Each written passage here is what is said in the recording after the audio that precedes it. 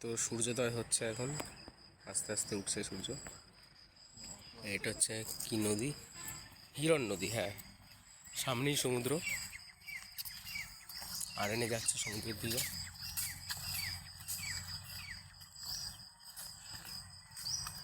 নামা যায় ওখানে?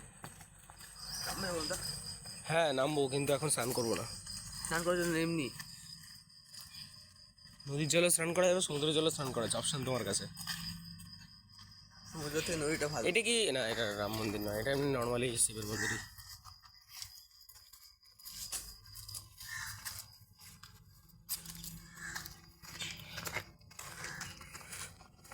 ওমকারেশ্বর মহাদেব। এই জেনজেট ফোন করেছিল, আমি ধরিনি, বুঝলি? আরে নে, জেনজেট ফোন করেছিল, ধরিনি আমি। ভিডিও করতে করতে করেছে, তাই ধরিনি, একটু পরে ধরবো। তাহলে এখানে কত শ্মশান আছে, কিন্তু ম্যাপের অনুযায়ী কিন্তু সেই এখানটাই লাগছে।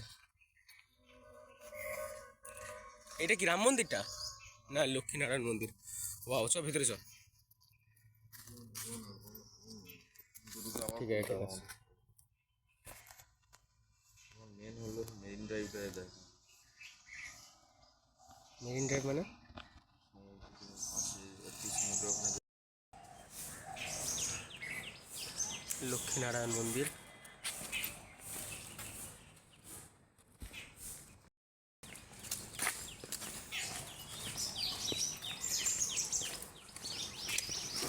গীতা মন্দির।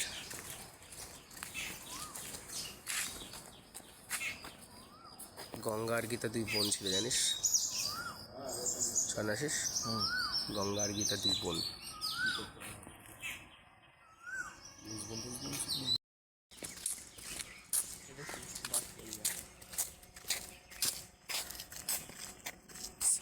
ভাই শ্রীকৃষ্ণের বাণে আলাদাই লাগে আমার।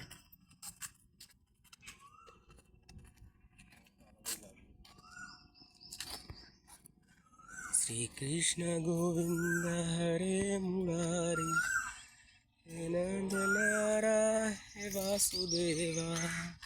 নাম তো মনে হচ্ছে এটা পুরো একদম, এটা মনে হচ্ছে একটা রাজভবন, আর এটা হচ্ছে রাস্তা, রাজপথ।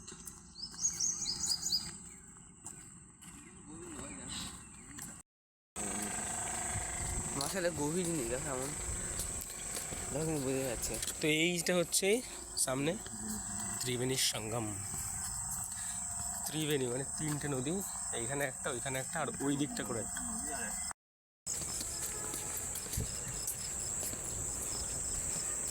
সামনে হবে সাগর।